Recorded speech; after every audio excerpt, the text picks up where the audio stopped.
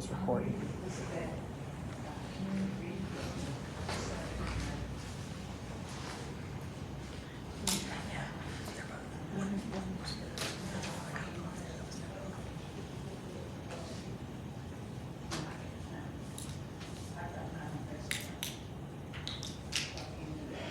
Okay, everyone, 1 minute, 60 seconds till we are live.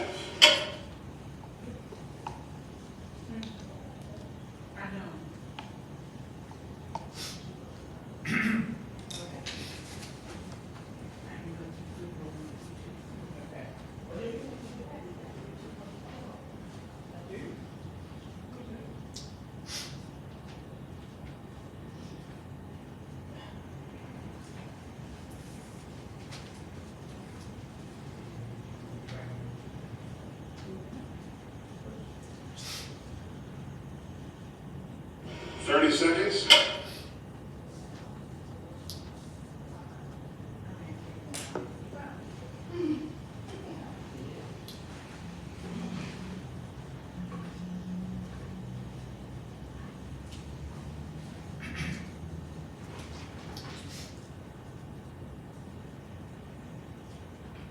We go in 10 seconds.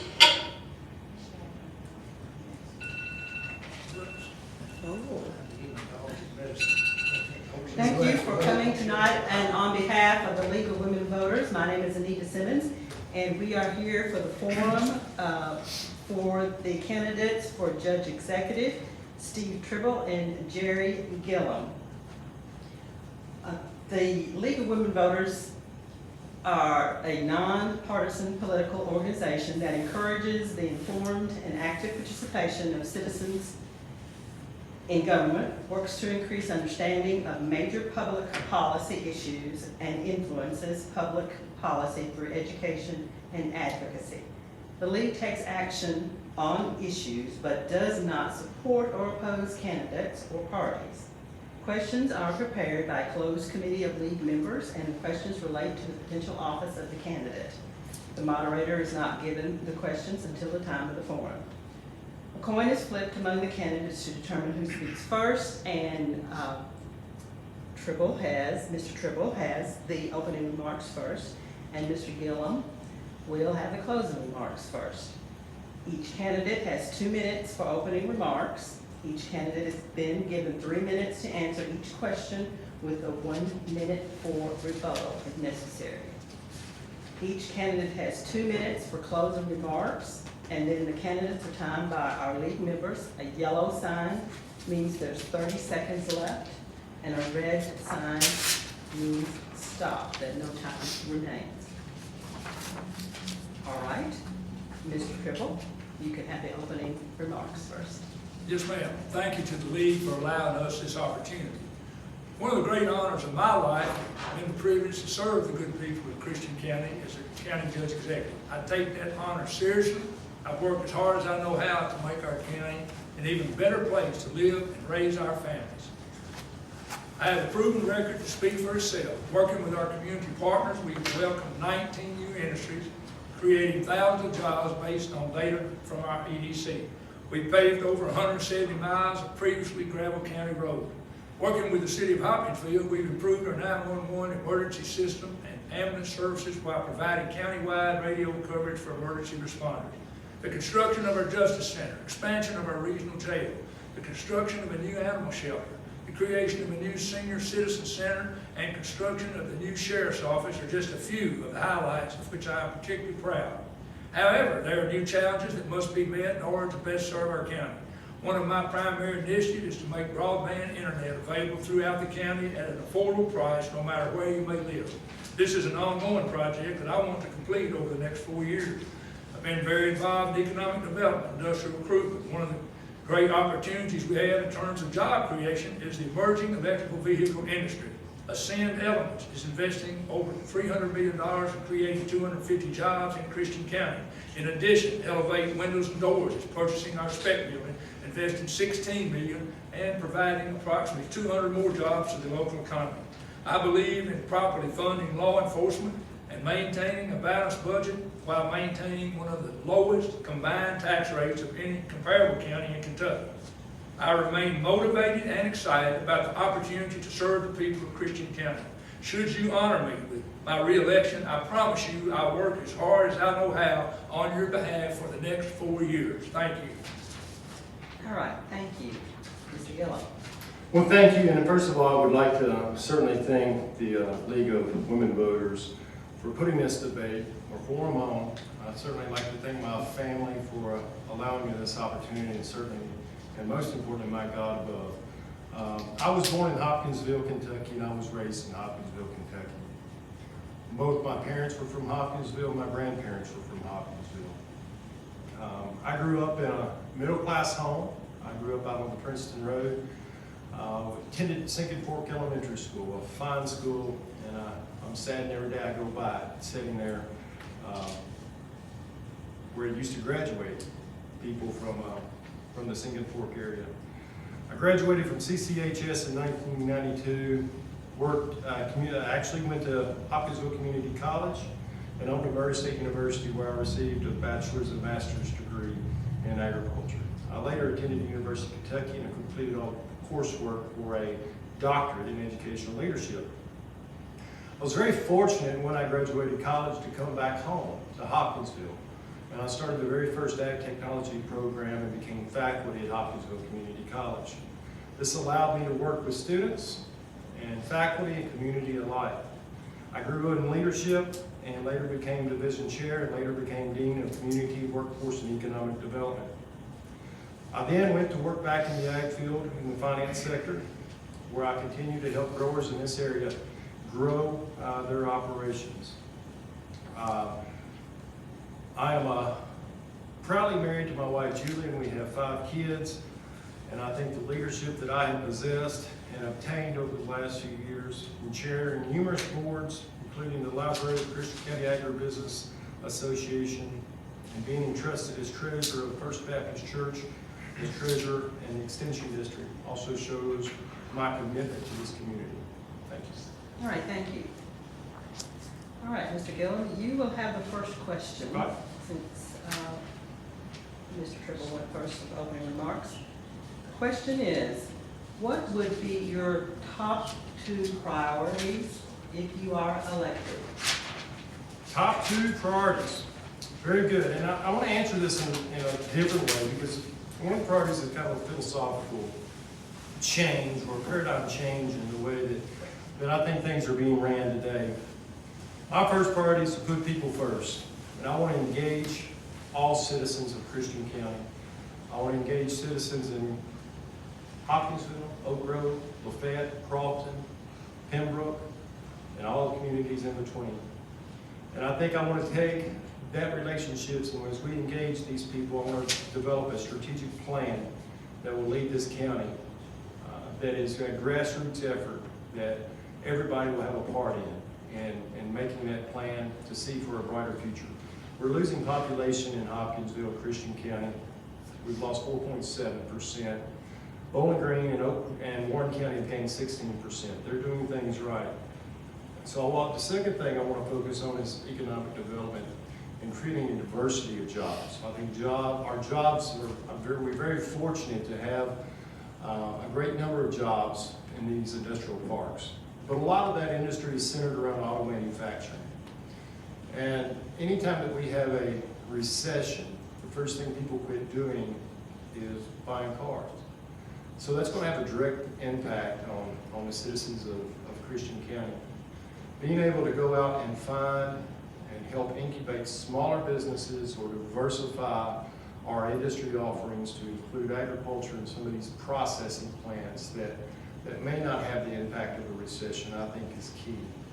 And it will keep people coming back, and also creating a diverse job offerings for people that go off to college and they might major in a certain area. Being able to make sure that that major or that expertise that they obtain is offered here in Hopkinsville, so they come back here.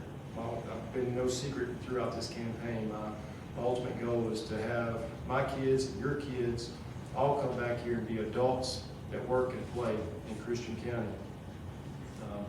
The other thing with economic development includes looking into an industrial authority model Bowling Green has been very successful in this.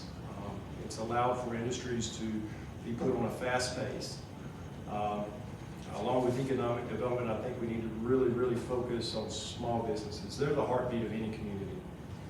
If we really take a look at the way we incentivize companies through abatement of property tax, we need to ensure that that's fair to small businesses. Some of these small businesses are not going to employ 50, 100, or 150 people, but there may be 3 other small businesses that are there as a result of that one small business. And together, they all work together. Thank you.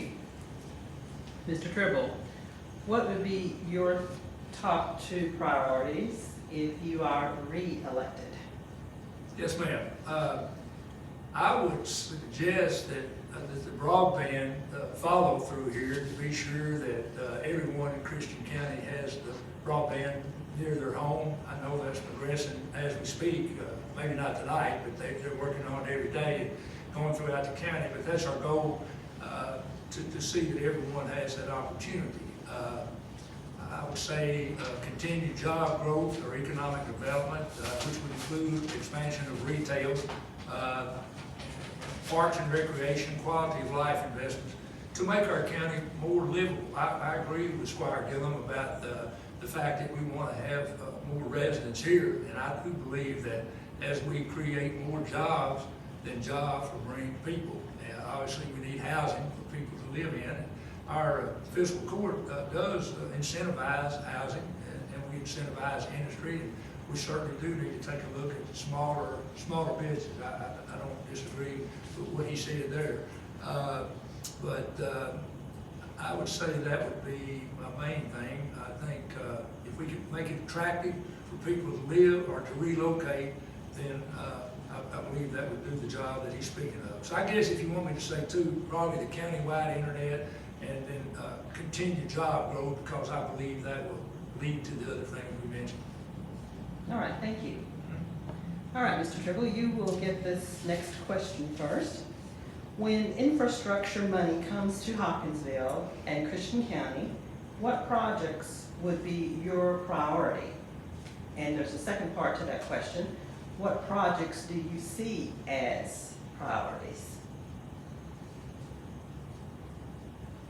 Would you like for me to? Okay, I understand the question. If we get new infrastructure money coming into the county, again, I still come back to the internet, because we got 13 million of American Rescue funds that the fiscal court agreed to put. We had 13.8 million, and we agreed to put 13 million in there. I suggested it. Squire Gilliam voted for it. It was 8-0 vote. We all agreed that it was something very important. So we could still use some additional money to be sure that everybody has that opportunity. So I think that would be something I'd want to use it for. Again, I think the parks, recreational trails, housing initiatives, if we were allowed to use this infrastructure money in that way.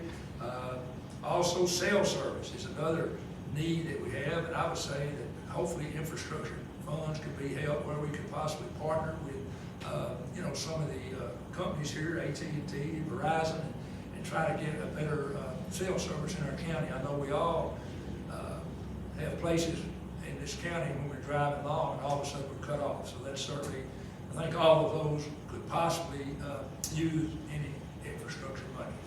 Thank you. All right, thank you. Mr. Gilliam, when infrastructure money comes to Hopkinsville and Christian County, what projects would be your priority? And the second part to that question is, what projects do you see as priorities? It's a great question. First of all, as far as one of my platform issues has certainly been a strategic planning process that involves a wide array of stakeholders throughout the community. And I think that infrastructure investment would be derived from that plan. It's important that we have a plan that everybody agrees with and everybody understands that that is the need for the community. And in many instances, this infrastructure money comes with stipulation. It has to be for a certain sector or a certain project. Certainly the Broadband was a key issue, and we were very, very fortunate to take advantage of that in the last couple of years. But I think having a business approach to everything is going to breed and bring some of these other things. Your cell towers will be there when we have people there. AT&T looks at those data daily and understands where population growth is, and they're going to ensure that their customers are going to be serviced there. But specifically, you asked of a need, and something that's certainly come into mind is we have a failing two-way radio system that certainly is a key factor in our public safety. It's affecting our sheriff's department, even our local, even Hopkinsville Police Department, and certainly our volunteer fire departments. In a lot of instances, they lose communication because of the aging system that we have now. Now, that's a huge investment. That's millions and millions of dollars. We've recently had a meeting with Congressman Comer, and we're going to really try to focus on getting grant opportunities for that project. It's really sad when I hear about volunteer fire departments that are volunteering their time going into a fire and losing communication because their equipment that they're wearing is not capable of heat or water. And you make sure that those folks are safe.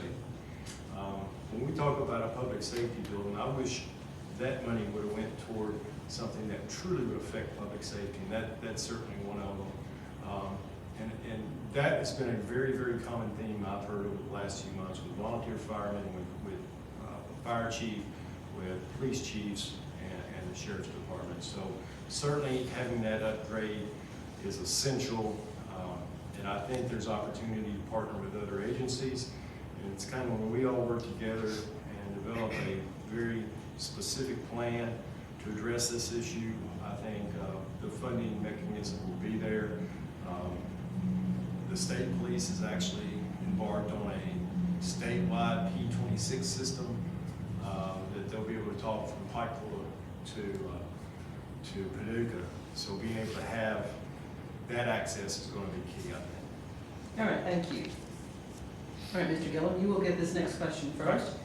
Do you believe the current budgeting process the county uses is working well? If not, what would you change about it?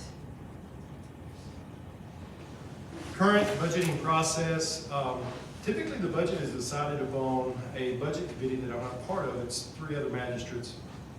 And I do think it has its value. I think they bring outside agencies in to have conversation about budget needs and things of that nature. I think I would like to take it one step further, and we talk about a business approach to everything. I think there's an expectation, and I've been able to serve in the library as a board member, as chairman, and now as the fiscal court representative on that board, and to see what they have done in the last 10 years. And it all started with a strategic plan and setting goals and being able to measure those goals and to be able to prove to the county and the community and the taxpayers what their worth, what their value is, and how they're impacting the community in a very positive manner. You know, in some instances, if agencies come in and present those type of data to a group, then that could lead to a budget increase. If we're seeing our Boys and Girls Club and see the impact that they truly have on our community compared to another set of data, maybe non-participants, then we can actually measure that. And that could be a great opportunity for increased funding. And I think having a very, very fair approach to the budget is crucial.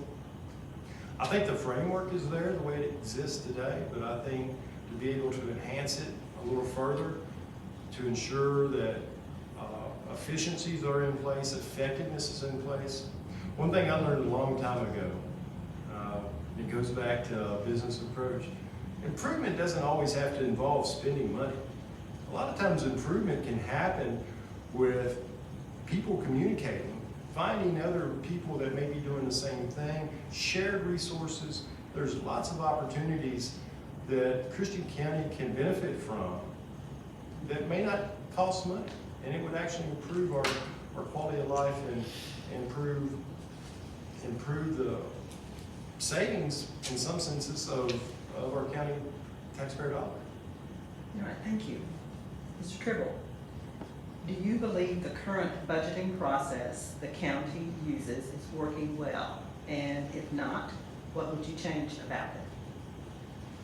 Yes, ma'am. Well, I think the process we have works very well. As Squire Gilliam said, we do have, we use committees throughout the county government, and the finance committee or the budget committee happens to be one of those committees. I think they all have 3 magistrates serving on the various committees. And that particular one, we do have a process, and we do meet with all the agencies and organizations who seek funding from the county, and we ask them to bring their, the audit that they've had, and we look at their budget, we look at their audit to see, what they are spending their money on and that type of thing. And then we also meet with city agencies, because there are many different agencies where the city and county both are funding it. So we want to talk about, what do we need to do together and be sure we're covering what needs to be covered for these agencies. And certainly the library is one of those. And but I think it works fairly well when we do that. And then after the budget committee kind of comes up with a plan, then we throw it together and we have what we call a draft budget. And then we put that out to the other 5 magistrates on fiscal court. And they usually have, 10 days to 2 weeks to get back with us. And a lot of times they serve on a county board, and they say, well, this particular board needs this particular funding or something of that nature. So they can come back and make recommendations for change. And then, we would take a look at that. And oftentimes we do make the change that they suggest for the agency that they happen to know more about. So I like to think that it's a fair process and that everybody has input. Yes, the budget committee has more input, I guess, or gets to see more than the other squires, but I like to think that we all trust each other, and so whoever is on one committee can come in and give a report to the full court, and generally they can believe what they're saying and know that they have given due diligence and have studied the situation and made good recommendations. So, anything could be better, I guess, but I think we do a pretty good job at it. Can I rebut for just 1 second? One Yes. thing that I think whomever the next county judge is, I think one thing that's imperative that has to happen is a community budget address. Most other government agencies have a budget address. And we know that'll come with you. We know if I'm lucky enough to receive the votes to become county judge, I will give a budget address to the public. And that budget address will be, I'm sure, met with some folks that may not agree. But I think it's important that will allow these other magistrates to interact with the community, not just these boards that are receiving funding or these agencies that are receiving funding. So budget address, I think, is key to this office. Okay, thank you. Can I? You need a Okay. rebuttal? Okay. I generally give just a very brief synopsis of the budget. That's what I've done through the years, and kind of talk about some of the highlights and some of the things that we're doing. But unlike the city, for example, has a very elaborate budget address. Certainly we could do that, but we just haven't done it. But I would be open to that. I'm the county judge. I will say that anybody that wants anything about our budget, all they need to do is come and ask, and we'll certainly give them a copy or answer their question, and let them. We certainly have nothing to hide about the budget. I can assure you. All right, thank you. Yes, ma'am. All right, Mr. Tribble, you will get this next question first. Well, it goes along with what we just talked about. It says, what is your county budget philosophy? And there's a second part to that. What are the principles you would use to assign funding? Okay. Well, my philosophy is there are certain things that must be funded, and some of the monies that come into the county from taxes and other sources, they have to be used for specific things, such as jail funding, you know, it has to be used there. But my philosophy is that we try to help everybody that we can. We have certain things that, like I say, the government, the law requires us to fund, so those things come first. And then, you know, we always operate on estimates. We look at generally the previous 3-4 years and kind of see what we had done, how the money had come in, and so it's always an estimate, so you know kind of what you'll have to work with. And so after we take care of the things that are necessary, then we try to take care of other agencies that, in my mind, help other people in the community and that are an asset. And I mentioned some of them a while ago as far as the quality of life issues. I mean, I could talk about the Arts Council, and I could talk about the library, and the museum, and I mean, it goes on and on, Boys and Girls Club. And there are a number that we do try to help, and they all provide valuable services in our community, and we want to help them if we can. But once again, you only have a certain amount of money to work with, and you have to take care of the ones that are required by law, and then if you have some left over, hopefully you can help others as well, agencies who help people in the community. If that answers the question. Mr. Gilliam, what is your county budget philosophy, and what are the principles you would use to assign funding? The first part of my county budget philosophy is this county budget. Well, first of all, let me say this, 6.3 of our roughly $45 million budget currently is from the ad valorem property tax. Now, we can argue all 45 million of it is taxpayer dollars at some point. A lot of it comes from federal government, a lot of it comes from federal grants, a lot of it comes from state. And the judge is right, we do have assignments, you know, some of the money we get from the state specifically for the road, some of the class 4 felon money we get from the state specifically for the jail, as it should be. But I think the philosophy, the overall arching philosophical philosophy I have on county budget is, at the end of the day, it's taxpayer dollars. And I promised this and during the primary race, and I certainly want to reiterate it now. Once I'm county judge executive, we will make our county budget accessible through online. And it's probably going to be our website, but it's going to allow for citizens to come and see where their money is being spent. The county audit is already there, which is great, and I think that's statute, but we certainly want to make sure the budget is there. And once it's passed, it may not be without a budget amendment to be able to address it. But as far as the second part of your question with principles in assigning the budget, again, I go back to a business-centered approach and using strategic methods through a strategic planning process, that we have a grassroots effort of citizens, stakeholders, everyone that's involved to play a part in that process. And at the end of the day, it's the county's budget. It's not my budget. It's not the magistrate's budget. It's not Hopkinsville's budget. It is Christian County's budget. And so I think everybody should play a part in it. Now they are putting their faith in this elected official, in this elected position, to allow for us to help make that best decision, but it needs to be done with evaluation and a desire of excellence to ensure that their county dollars are being spent in a very effective manner. All right, thank you. Bob? I would just like to say in regard to that, you know, we have made, and Squire Gilliam alluded to it, we have made, I think, considerable improvement with what we're doing down there as far as putting access to information, but certainly there's more to be done, and we want to try to continue to make those improvements to make our information available to the public online. But I would say a lot of folks don't understand, I don't think, but we're pretty lean. I would say lean and mean, but we're not mean, we're lean.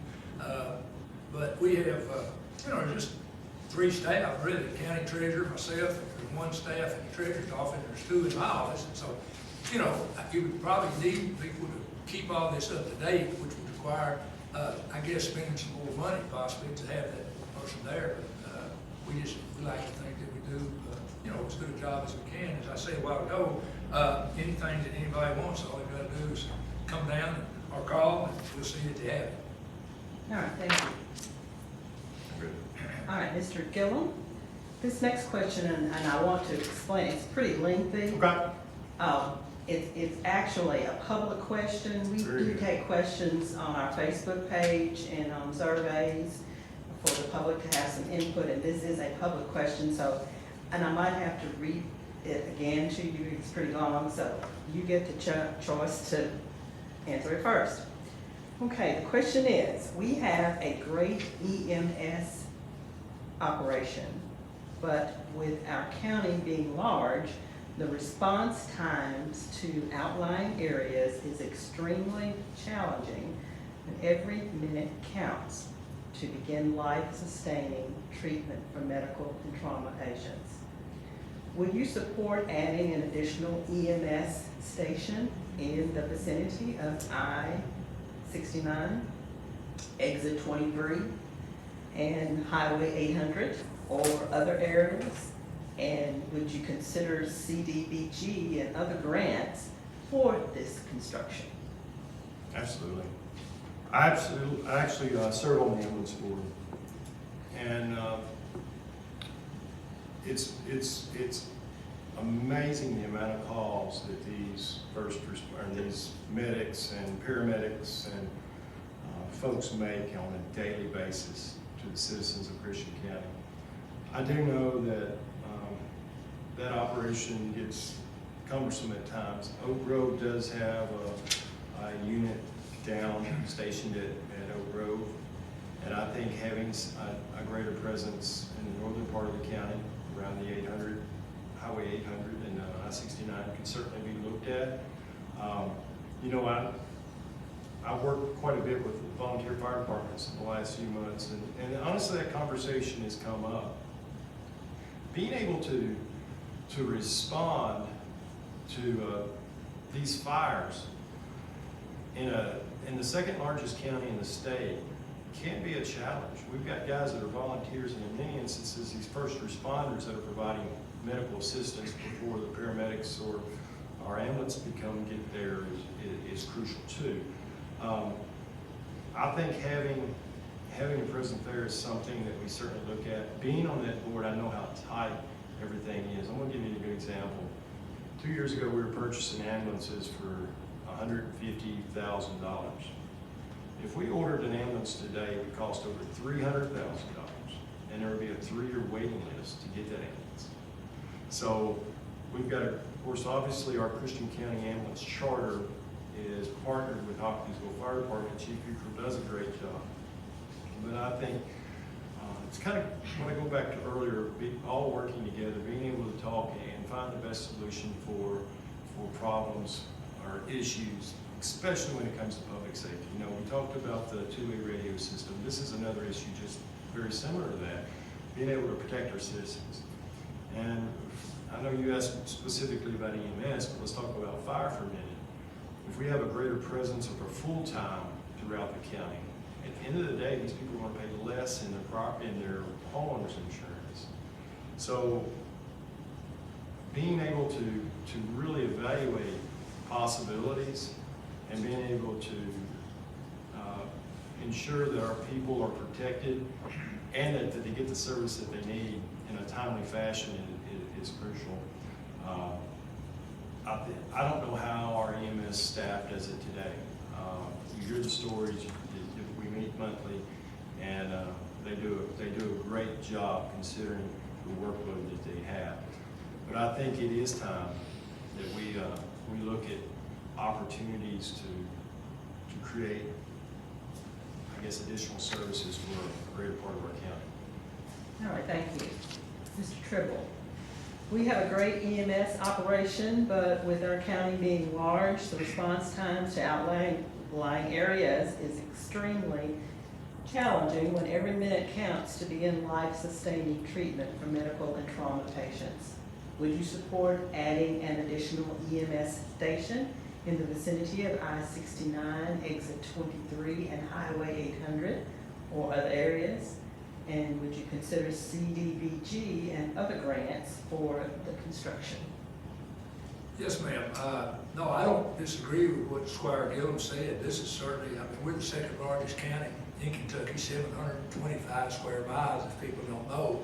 And if anybody been putting up any signs in Bannington or from Bannington to Oak Grove, it takes a while to Squire to get to move around, even, especially if you drive the speed limit. I know the emergency folks would be doing that, but it's a long way to go to get to somebody. And you know, when I'm thinking of fires, and I'm thinking of accidents too, and we have so many of those, seems like a lot of deer accidents, seem like in this county. But back to the question, I do think we need to look at that, and I certainly would not be opposed if we can figure out a way to make it happen financially. And he mentioned a good point that I know when some of the county was annexed, going down 41A, years ago, that was one of the selling points to get the folks to agree to the consent annexation, Squire, because they pointed out to the folks how they could save on their homeowners insurance by becoming part of the city of Hopkinsville and having the city fire service. They could show them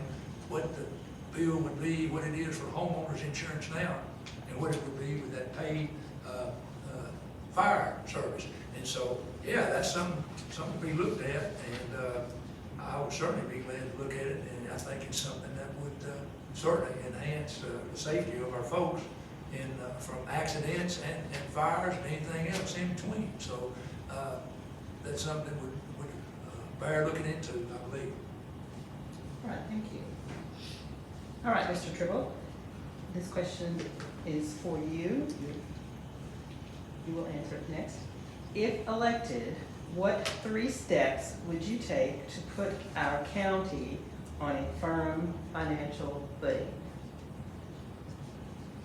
Well, I'll tell you right now, we're on a firm financial place today.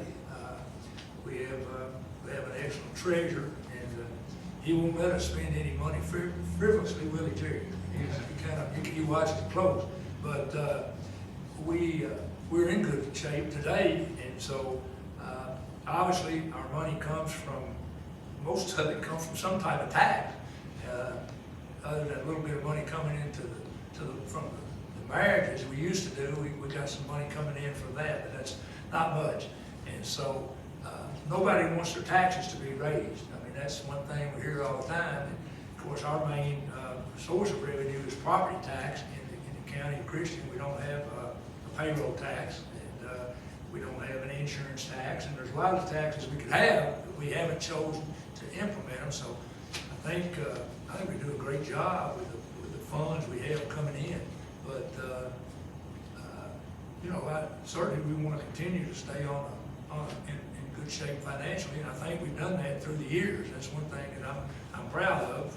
Some of the counties surrounding here, I've heard folks having to borrow money to make payroll, you know, and that type of thing. And that's never been a problem in this county. We've been strong financially during my 28+ years.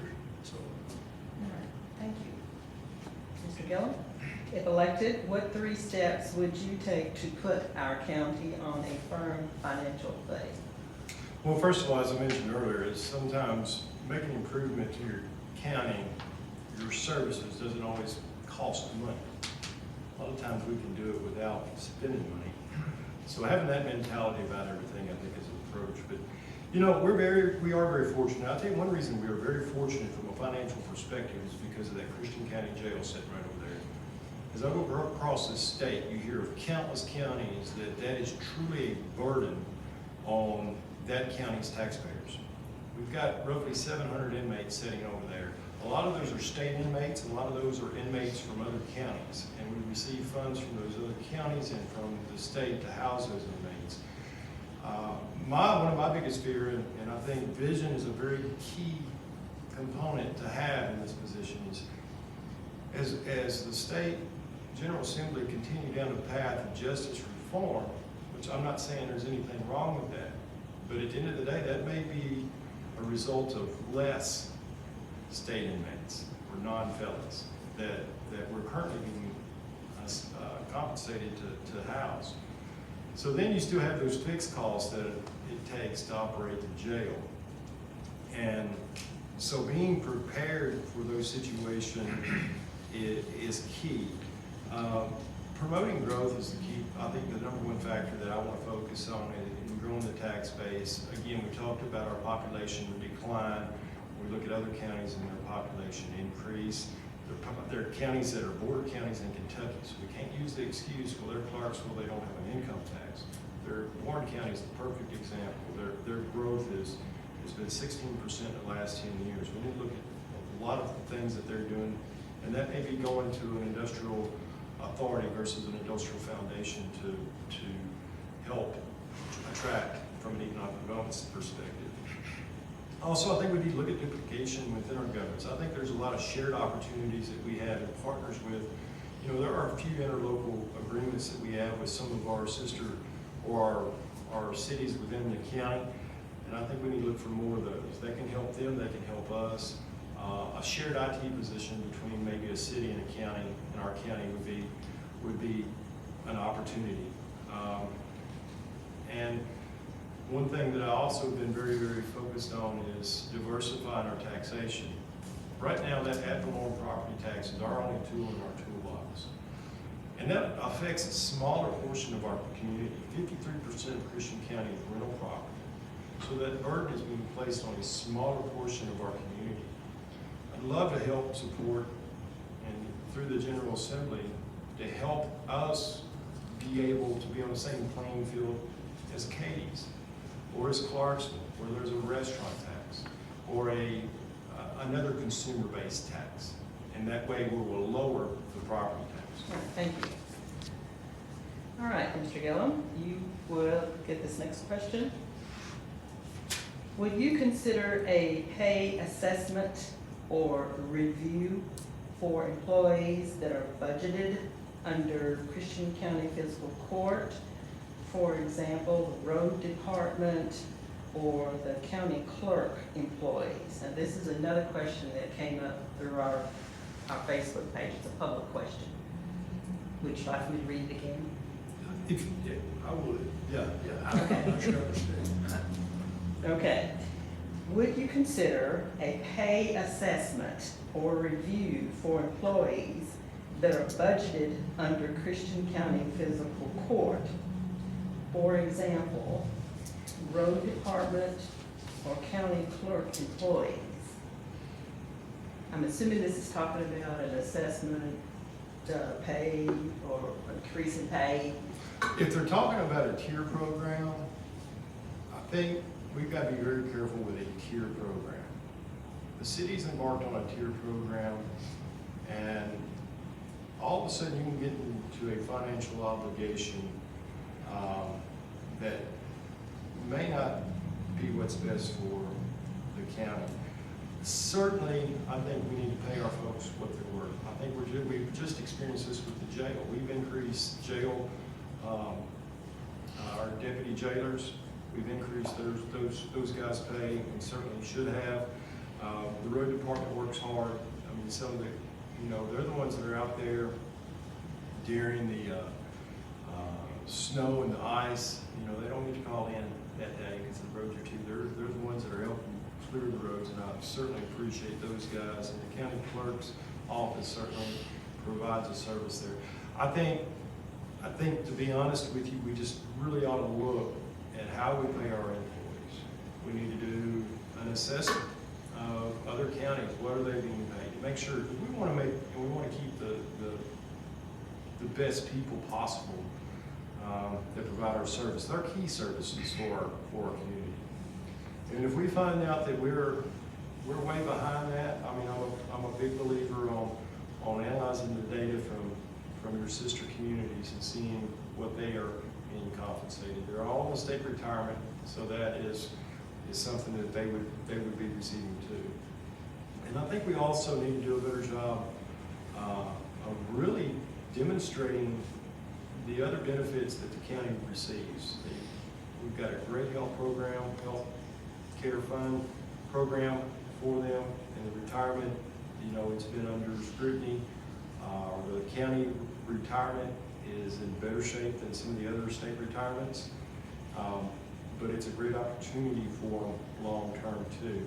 But I think as far as the assessment is concerned, absolutely, we need to look and make sure that we are fairly paying the folks that get up each and every day and help keep this county together. All right, thank you.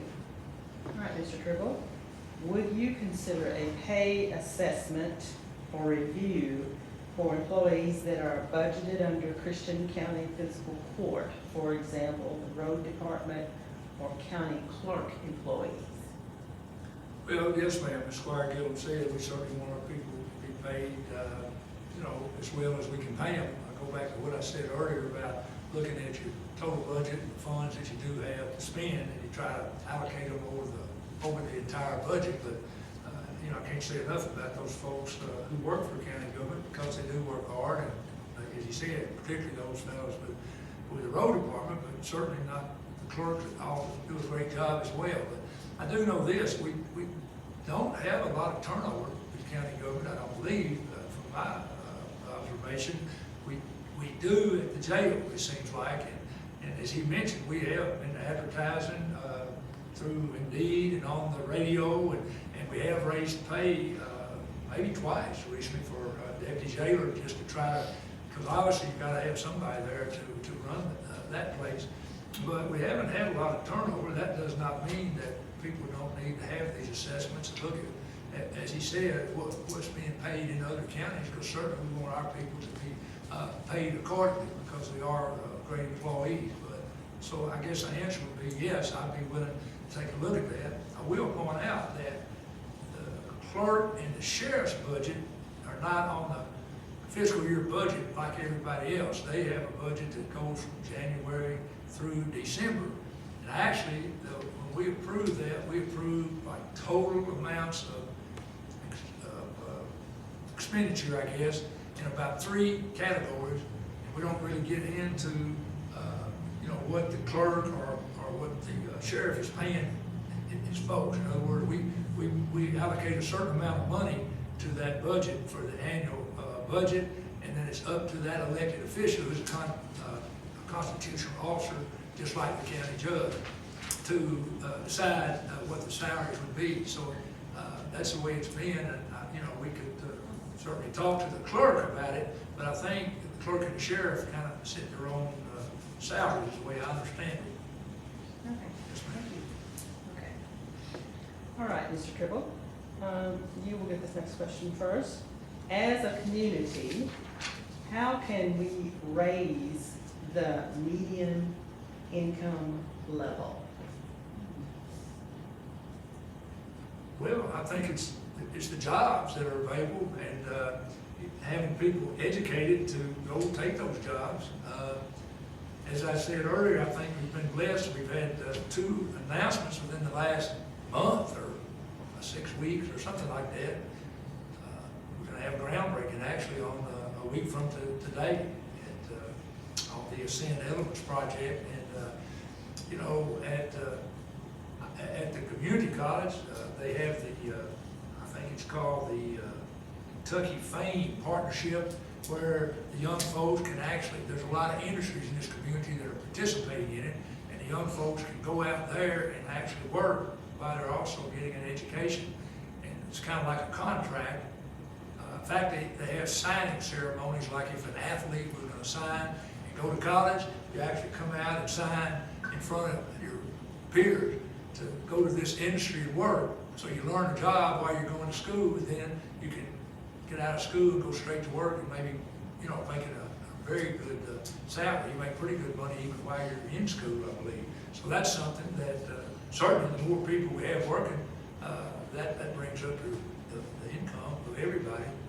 Judge Self always says, let's say a rising tide raises all ships, I believe. I've heard him say that many times, but that's very true. And so that would be something that we need to do. I think it's just continue to bring in jobs, and jobs is going to help our tax base. It's going to help all citizens in a lot of areas.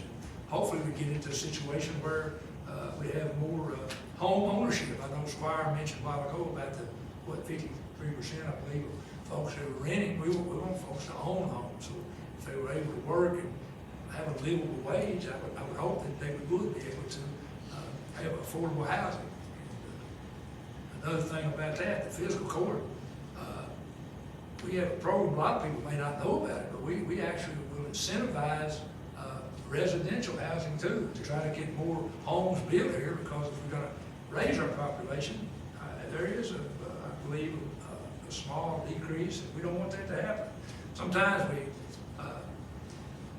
we sometimes don't agree with the census because we always talk about our Fort Campbell friends, and sometimes they're gone, and sometimes they're in a home of record. But anyway, let me say one thing about this residential incentive. We've got 5 residential incentive developments going right now, and the developer applies for the incentive. It's got to be at least 15 acres. The developer builds out the infrastructure, roads, utilities, and a portion of the property tax is rebated to the developer to fund these costs. We think that's a good program, and we'd like to continue doing that, get more homes, and get people owning homes. And all that will bring up the median income, I believe. All right, thank you. Okay, Mr. Gilliam, as a community, how can we raise the median income level? Well, I think certainly more jobs, and that's going to be your standard action or response, I think, from a lot of us. But creating more jobs, and I go back to that diversity of jobs, having a different industry. Agriculture is so strong in this community, and there's so much opportunity within agriculture, even for all the other jobs that relate to agriculture. There's a lot of opportunities for people to start small businesses here. We need to be able to foster that, and with the broadband, being able to work from home or being able to have a side business at home, I think is a great opportunity. To go to the housing, I think having affordable housing is crucial. One thing I want to take a step further, we do offer the incentives to abatement of property tax above the value of what it was assessed at to the developed price.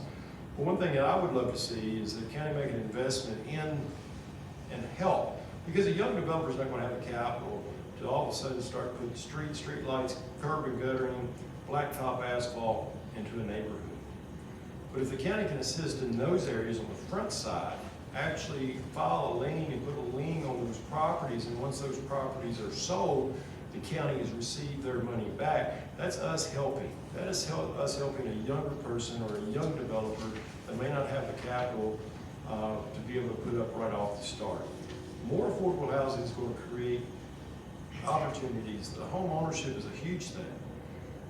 Unfortunately, look at this inflation that we've been seeing in the last 5 to 10 years. If someone owned their home, the passive equity they would obtain and be able to walk into a bank with your balance sheet and have an inflated home value just by owning a home is a great thing to have. So more and more people having homes is going to help for more opportunities.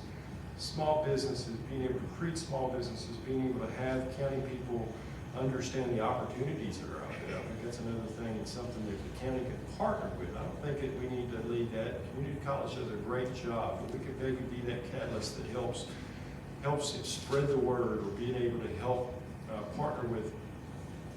Kentucky Fame is a great program, absolute. I think in order, and when I was Dean of Community Economic Development, countless plant managers said quality maintenance engineers, some of those things, and there is a desire for these companies to train them, to help train them through apprenticeships. We need to be able to sell that to our citizens and our young people. We want them to stay here, and we want them to be productive citizens here. Okay, thank you. Rebecca? I just want to say that I do agree about this diversity of the type of jobs that you have. That's very important. And of course, that second one, the company that just bought the spec building, of course, is elevate windows and doors, and that'll be something that's completely different from the automotive sector. So that's 203 jobs there. So I think that'll be mighty good. And certainly, we really haven't talked much about agriculture tonight. I know Jerry's got a big agriculture background, and I was raised up 155 North Jessup, out in the city, but I worked on the farm, got many farm friends, and that's so important in this county, and we certainly want to recognize that and always talk about it. Any jobs related to that, certainly we want to bring them in here, for sure. Add value to agriculture. It's not really a rebuttal, but I kind of add on. When we look at recessions, at the end of the day, people eat each and every day. They may change their diet, and we saw that. We saw a change in diet. We saw in the beef industry, maybe we weren't buying the primal cuts or the T-bones, but we were buying other parts or maybe a different protein source. But at the end of the day, people eat. Agriculture is a very protected industry when it comes to recessions. I'm not saying they're 100% recession proof, but having focus on getting processors here and then the jobs that associate with those processors really give us a diverse opportunity. And I certainly want to see more of that in Christian County. All right, thank you. All right, Mr. Gilliam, this next question is for you, and I think both of you answered it, but we'll do it again. We'll do it again. Beat it home. What would you do to promote Christian County to potential new businesses and new residents? I think the best advertisement we can do is our own citizens. I think our tourism does an absolute fabulous job. They've really taken the bull by the horns. Brooke Young has done a good job. She actually measures the amount of tourism that we have. Some of that leads to people. I've run into countless people out on the street in the last few months that aren't necessarily from here, but they love Tompkinsville and they stayed here. They're the ones that need to tell their story. One thing that I want to do it's not being done now is to have a Christian County 101. And what that is that is a program that on a certain night a month, these selected people that make application come in and they learn about Christian County. They learn about how the county clerk's office works. They learn about the budget. They learn about the sheriff's office. They learn about the jail. They learn about emergency management. They learn about the treasurer's office and how all this operates.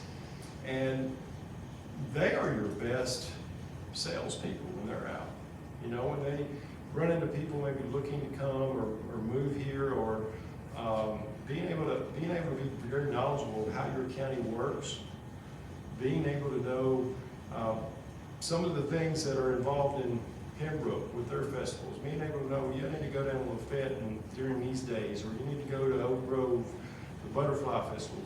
Having our citizens help promote, have a pride in Christian County, I think, is key, and that's one thing with a program like that. The other thing that does is that allows us to create a roster for future board appointments. I think we need to have a really grassroots effort to ensure that our community is engaged enough and willing enough to serve on our boards. And that tourism board, that can lead to ideas and bringing people here, whether they're going to visit here or whether they're going to look to move here. Having them serve on different panels where Christian County government has a slot or positions to appoint citizens, having that broader list or that broader roster, I think, is key. Gets more people involved, and it's going to allow them to be our sales folks for Christian County. I know it's certainly a goal of mine. It's going to check several boxes along the way. There's certainly the transparency. They'll understand how Christian County government works and their relations. The sheriff's doing a great job with a very similar program within his department currently.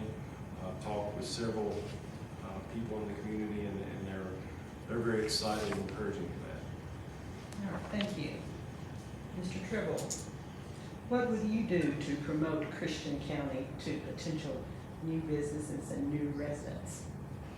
Well, what he said is very true as far as the tourism folks. He does serve on that board representing the county, but I agree that Brooke Young and Amy Rogers do a great job out there in promoting our community, and I just think that I agree that the folks who live here ones that can tell what's going on and what is good and what's not good. And so, again, I come back to what I said earlier. You said we kind of answered it, and I think when you talk about quality of life in this community, some of the things that we do, and I think that would help grow our population, of course, but we just want to make it an attractive place to live. So if we have a great library or, the arts, there's something going on, well, I started to say next door because I'm used to being next door to it, but right up the street at the Alhambra, I mean, they've got something up there all the time. They're bringing in the young folks on the school buses, and got all kinds of programs going for them, and our parks,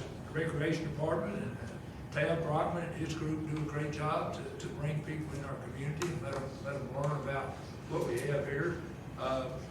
Rough Park, I'm mighty proud. That's the only park the county owns, but we're mighty proud of that. We have a kind of an agreement.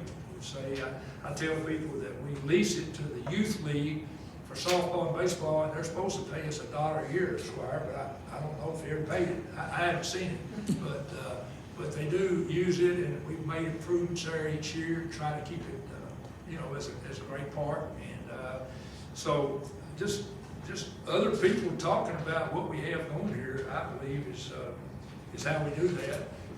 And Squire talked about his 101 program. Of course, we do have Leadership Hopkinsville Christian County now, and of course, Focus 21st Century. I actually spoke to Focus last Saturday at the courthouse. They came in to talk about county government, and both of those organizations do supply our office with names of folks who graduate who want to serve on boards and commissions, and I have a file. And a lot of times when I have an opening, especially if they let me know what they have an interest in, it's always good to put somebody on something they have an interest in as opposed to just placing them on a board. And so we try to do that, and it seems to work fairly well. But what he's talking about sounds interesting. So it might be some of the same, but maybe different too. I agree that the sheriff's office does a great job with his program, and folks seem to really like that. So that might be something to consider for sure. All right, thank you. All right, Mr. Tribble, you'll have the next question. What is your position on tax incentive funding?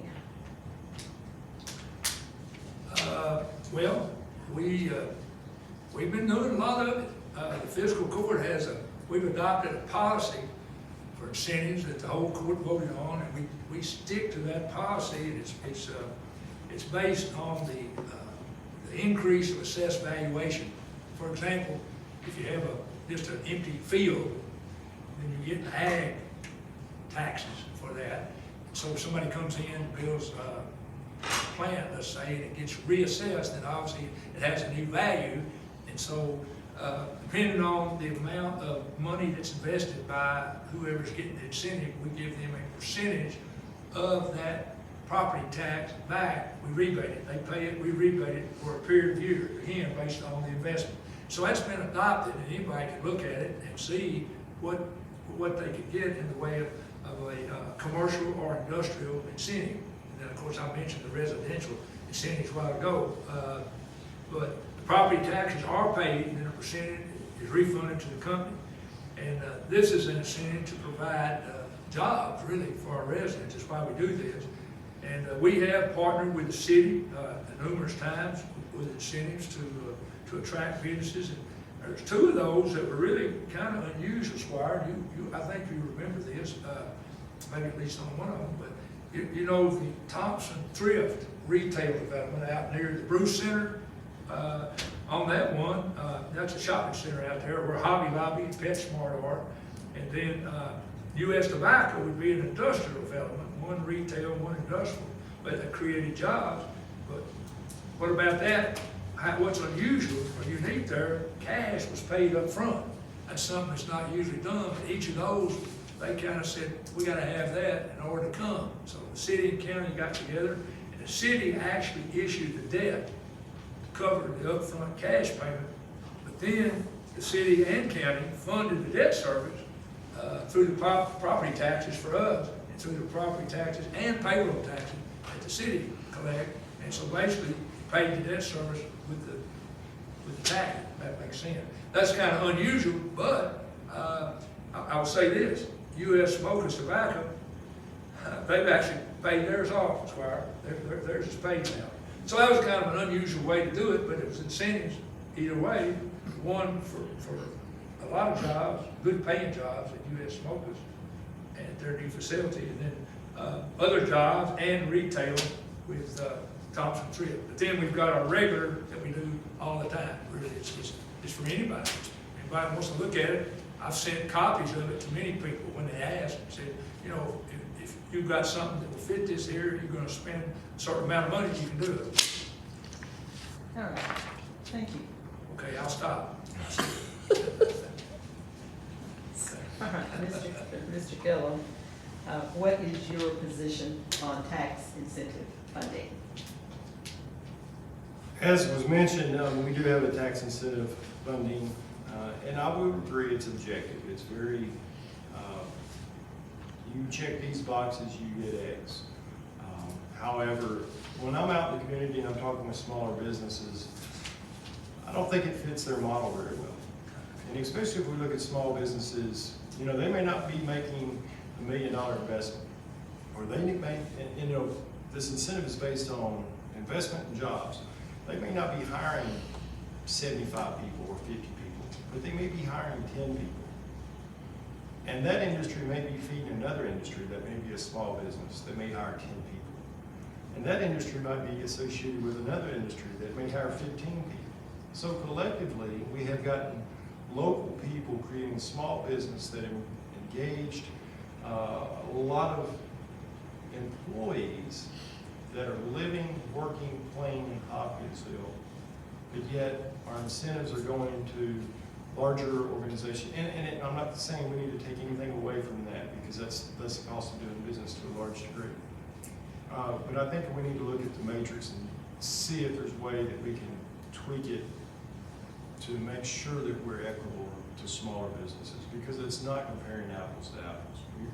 When you consider a small business or a startup that may have 4 or 5 other industries or other businesses attached to it that depend upon them, it's not the same as an industry that is using our workforce, a product that's coming in, a widget is put together, and a product is going out. That's vital. It's important, and it's played a role in our jobs here in Christian County. The other thing I think we all look at is the other type of investment that we're making. I mentioned the industrial authority earlier. A lot of times our industries they get here through a piece of land that may have an option on it. Well, that option to buy it is not going to allow you to have a TVA grant to run infrastructure to it. So there's added costs there, either to the owner that purchases and plans to develop it, or to whomever, or maybe that's part of the trade with the city. If there's an authority that maybe acquire the land that will allow for these infrastructures to be put into place, that's one step above. That's a model that Bowling Green's used, and that's a model that's really paid off for them. Their announcements compared to ours are pretty astonishing. And then when we look, and if we start talking about their growth, you know, it's a clear separation there. So I want us to look at different ways that we can incentivize that's going to benefit Christian County. All right, thank you. All right, Mr. Gilliam, the next question will go to you. Would you support green initiatives for our county and industries? And there's a second part to that. And what type of programs would you support? That's a very timely question. We recently have embarked on some issues with this report concerning solar panels. Green initiative, I think, has its place. I certainly do. And I support green initiatives. I support the recycling. As long as the truths are out, recycling will cost a community like Hopkinsville and Christian County money, because the recyclables don't have any value to them right now. So You know, it's not like we're taking recyclables and selling the recyclables and generating a profit or even sustaining a net gain. I think we look at them very carefully. I think we look at trends. As far as the solar panels are concerned, you know, we just had this come in court recently, and if it's going to impede on neighbors, then we need to stop and take a look at it. There was one couple that reached out to me that they own an acre lot, and their entire property was going to be surrounded by solar panels. That's not the reason they purchased that acre lot and that house. It was not to look at solar panels. So I think that we're going to have to at least put some parameters in place that protect these people and their quality of life that they have. I think there's a time and place, you know, we're talking about rooftops. Rooftops are an absolute perfect place for green initiatives as far as the solar generated power. Other green initiatives, you know, we certainly will support. You know, we are going to become involved in the EV industry with the Ascend project.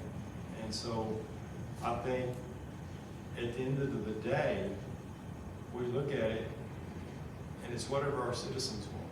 Again, this is a community I want this county government to be a county government that's really engaging with our community. And if it's something that our community wants, if they want to have it, then I think there's incentives out there with the federal government to have solar panels on their house, and I'm all for that 100%. But I think it needs to be addressed and looking at types of programming and looking at the sustainability of those programs. Those programs kind of come and go. You see a few years where everybody's talking about renewable energies. But to be quite honest with you, we've got the best renewable energy in this county right now, and that's Commonwealth Agri-Energy, that's producing gas ethanol that is going into our plant. And we certainly support that and everything that they've done. All right, thank you. Mr. Tribble, would you support green initiatives for our county and industries? And what type of programs would you support? Well, I think Squire Gilliam covered it very well. You know, at our home, we recently signed up for the recyclables. I've got one of those red containers at my house, and actually we just did it.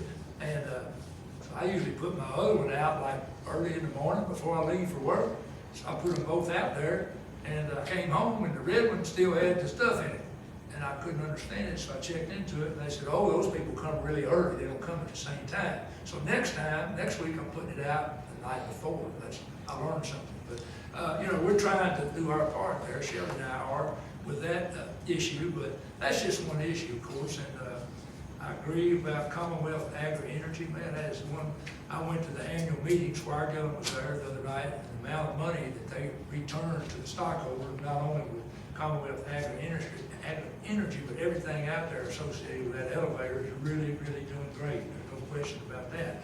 But the solar panel deal, that's recently come up, and of course, it's a complex issue, really, for the county, because on the one hand, you've got landowners who, you know, they want to lease their land. They think, well, I live out in the county, so I've got property rights, and I ought to be able to do what I want to make money on my land. Then on the other hand, you know, where's one man's, I mean, you know, his neighbor doesn't want these things in his backyard, and I certainly can understand that as well. And so it's, you know, there's a fine line there. But agriculture is very important, and you know, you don't want those things taking up agriculture land any more than you have to. So I'm certainly not anti-solar panel, but I think as we move forward, we've got to protect the agricultural resource. I think we all agree. So in response to that, as Squire mentioned, the fiscal court got the county attorney now looking into some ordinances concerning setbacks from roadways, homes, cemeteries, churches, what have you. And we've got one from Logan County that they've successfully adopted, and then I think we've got something that the state had.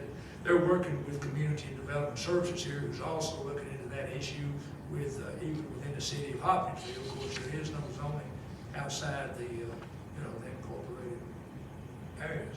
And so, but we're hoping to come up with something that will help with that issue. I think as we look forward, I mean, unless something happens, that's kind of what we're looking at as far as, you mentioned the EV industry, and I think we're gonna get more industry in here related to that industry, really. I mean, with what's going on in Hardin County, and what's going on in near Memphis, Tennessee, we're right in the middle. We've got land, we've got rail site. I think we're getting ready to explode like we did in the 90s, quite frankly. Thank you. All right, Mr. Tribble, this next question is yours first. What is your vision for Christian County?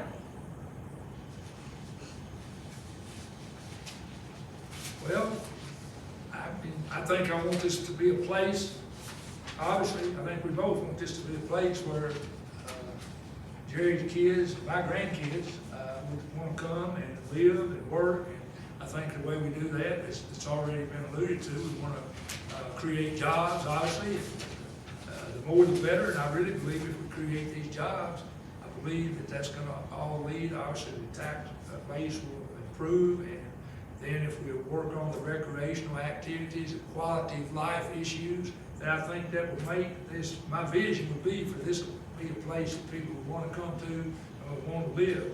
And so, another thing that would be, we want to have more retail and dining opportunities, of course.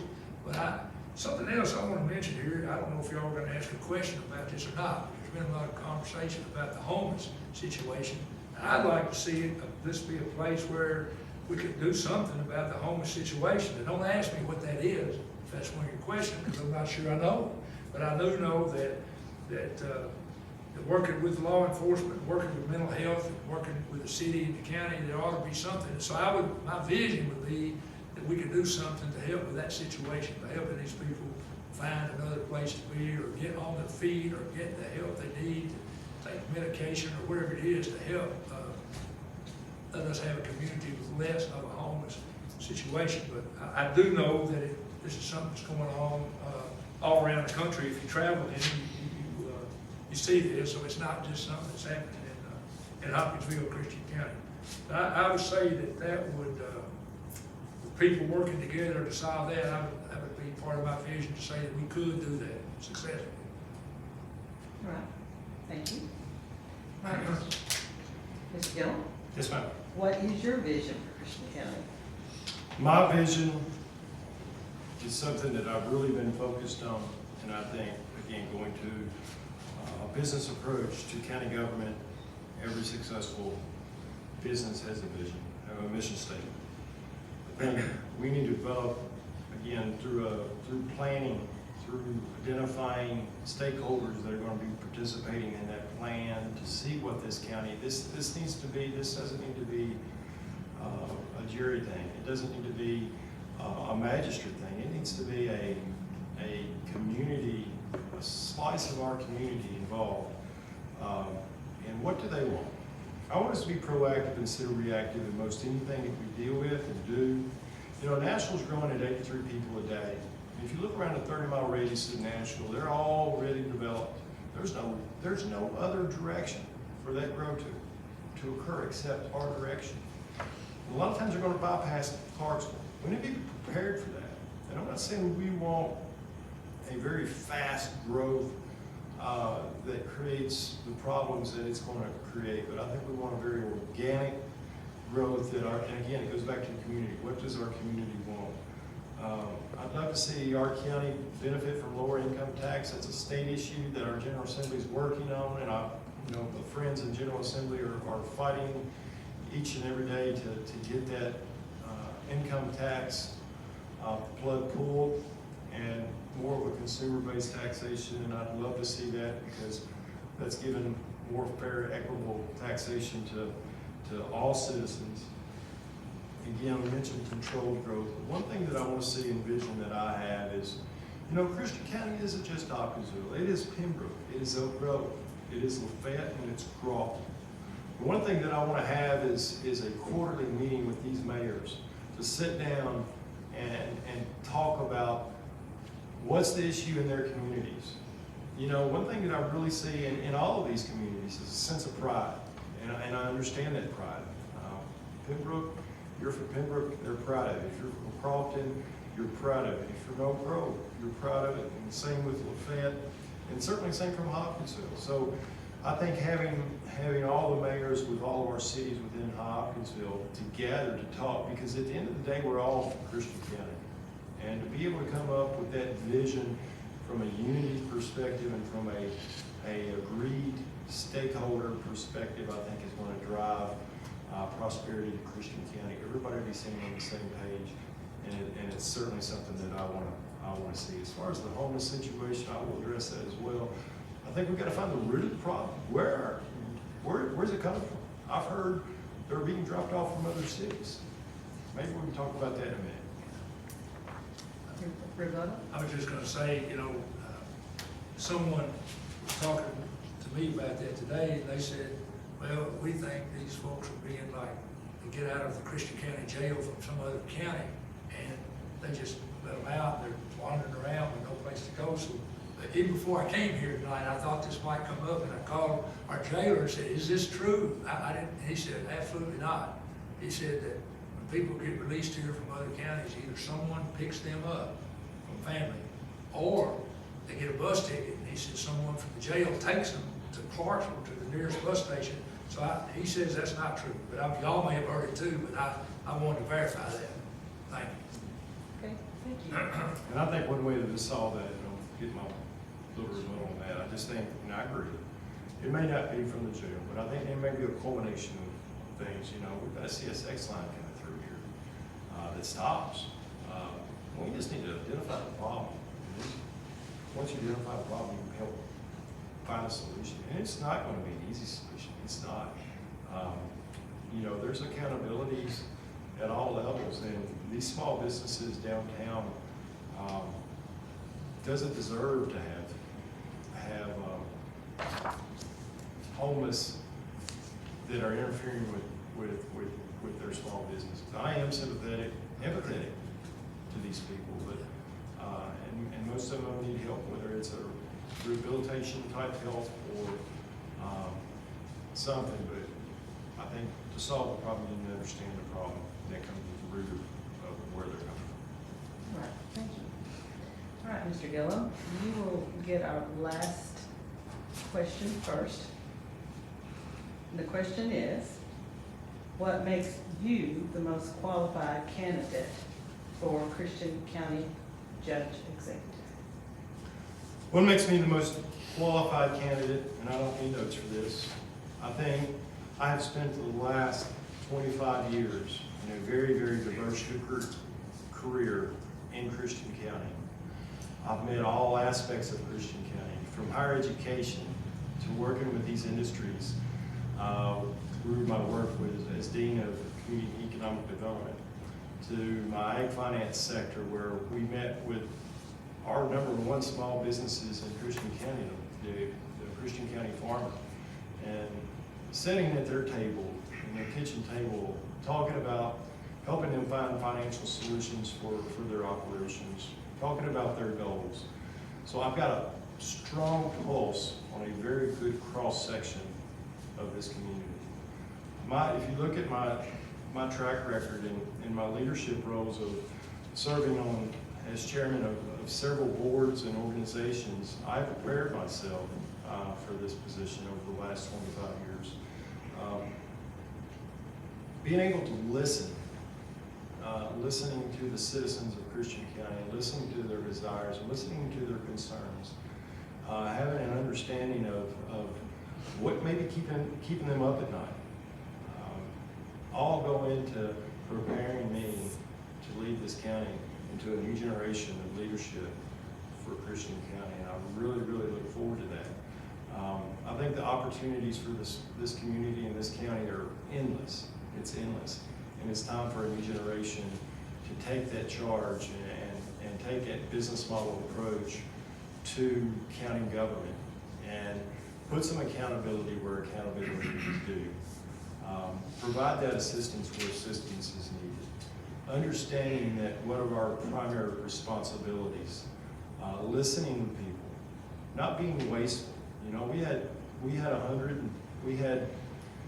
petition of a group of people that wanted to simply have a resolution that had no necessarily measure of value, but wanted that Christian County was a sanctuary city for the Second Amendment. They felt their rights were being violated with that amendment.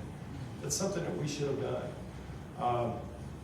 Making investments that benefit everyone in this community, I think, is key. We've got to focus on the overall population. I said this numerous times. I simply want to put people first. And I want to put people first in this community because they deserve it, and they deserve a county judge executive that's going to get up each and every day and work very hard for them and their families, and have that common goal of their children to come back, to grow up, and when they're an adult, they live, they work, and they play in Christian County. All right, thank you. Mr. Tribble, what makes you the most qualified candidate for Christian County Judge Executive? Well, I'd like to think that just my experience and what I've been able to accomplish, or not I, but what we together have been able to accomplish through these almost 29 years. I'll tell you, it's, when I first ran for office, obviously I felt like my previous work experience and my education had put me in a position to where I could do this job and be successful at it. I tried to surround myself with people smarter than me, which is not very hard to do, by the way, but I got them in there and we worked together, and I think we've accomplished many, many things, which I'll talk about in a minute in my closing, but so I don't know, I'm the same way. I love this community. I've been here my entire life. I mentioned a while ago about growing up on the west side of Hopkinsville, and I want this county. I love this community. I get up every morning excited to come downtown and see who can I help today. You know, who can I help tomorrow? That's some of the things we do as county judge. I think are not. It's not in your job description, but I think it gives you an opportunity when people come to your door and have a problem, and you can either refer them to some place that can help them, or maybe even help them yourself. And that's something I love to do. And I don't know, but I like to think that we've done a good job, and I like to think that people would want us to continue to do that job. That's about all I can say on that. I'll tell you more in a minute when I get to close. All right, thank you. All right, this concludes all of our questions for tonight. And Mr. Tribble, since you did the opening, Mr. Gilliam will do the closing first. So, Mr. Gilliam. Well, thank you, and I want to thank you all from the league. I know you all put some tireless hours in the last couple of weeks into this, and we as candidates certainly appreciate that. Also, I want to thank the City Council for allowing us to have these forums in their chambers. I want to thank all the participants. Finally, I want to thank my family for allowing me this opportunity. This was a big thing. This was something I prayed months over. People came to me for the past 2 years and asked me, would I consider running for county judge? And it's something that I did not take lightly. I prayed very, very religiously over it. And I do want to thank my Lord and Savior for the opportunity. You know, at the end of the day, it takes a community, and it takes all of us. And I think being able to put people first and having a total community being involved in decision-making, even though we may not make the decisions they want, but at least at the end of the day, they can understand it and appreciate the decisions that we make. Being able to focus on public-private partnerships. One example that I've done over the last couple of years is work with and developing that Ag Expo Center, where we've raised thousands and thousands of public dollars that have went into that place. That place is going to turn into a tourist destination. And the people that come and tour that place are going to be able to use that facility coming forward. I believe Christian County is ready for a new generation of leadership. Leaders that put people first. A leader that takes a business approach to county government. A leader that is proactive and not reactive. A leader with vision to see excellence throughout Christian County. My love for this community is paramount. My goal is to see our kids and live here and throughout their adult lives play here. My career has prepared me for this county. As magistrate, I've enjoyed it, I've learned about it. I'm Jerry Gilliam, asking for your vote on November 8th. And thank you. Mr. Tribble? Well, again, I'll say it's been my honor and privilege to serve the people of Christian County for the past 28 plus years. You might ask, why has Steve Tribble been elected by the people 7 times? I believe it's because I've listened to people and tried to respond to their concerns. I have worked with people from both parties, in all walks of life, trying to bring people together with a common goal of making Christian County a good place to live and raise a family. I've tried my best to give people a reason to have confidence in me as their county judge executive. During my time in office, Christian County has made great progress. We've landed 21 new industries now, which have provided thousands of new jobs, including 2 in the past month, which will provide more than 450 new jobs, and I think our future is bright. I believe Ascend Elements will be the first of several new employers who will be located here in the near future. We have laid the groundwork for yet more plants in this emerging industry. Everyone is invited, by the way, to Ascend's groundbreaking on next Thursday, the 20th of October at 11 a.m. at Commerce Park 2. Governor Beshear will be present. As mentioned in my open statement, Elevate Windows and Doors is purchasing the spec building that we built. We've improved 911 ambulance service without an ambulance tax, I might add. We brought new retail opportunities to our county. We've improved parks, recreation, Alhambra, the library, and other quality of life enhancements. We continue to do so. More recently, we have committed $13 million in funds to expand broadband internet throughout our county, and I compare this to bringing electricity to rural areas in the 1930s. This is going to be a life-changing event. Why take a chance on unproven leadership? People of Christian County deserve the honest and proven leadership they currently enjoy. I ask that you stay with my proven and solid leadership and vote for Steve Tribble on November the 8th. But remember, early voting begins Thursday, November the 3rd. That's when I'm voting. I look forward to serving the people of Christian County for 4 more years, not 2 years, not 3 years, but 4 more years. Working together, I believe our future will be bright. Thank you very much. Thank you, Oak. This program is available on various media outlets until Election Day. It is being live streamed from our Facebook page, the League of Women Voters, Hopkinsville, and the city's cable channel, Spectrum 376, and a YouTube link will also be available on our Facebook page. Thank you to both of your candidates for participating in our forum tonight. Also to the City of Hopkinsville and the Mayor for allowing League of Women Voters to use this public council chambers for the forums. Again, thank you for your participation. Put this thing back on.